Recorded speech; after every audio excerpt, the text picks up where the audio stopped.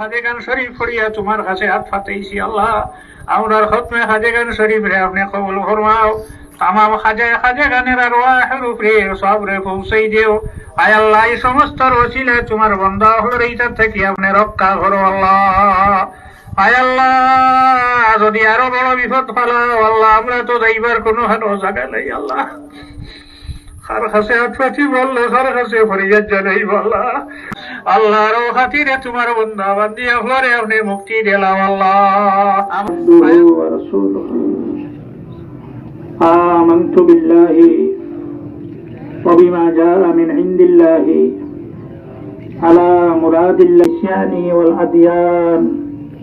الآن أسلمت وأقول صلى الله على سيدنا ومولانا محمد وعلى آله وأصحابه وسلم.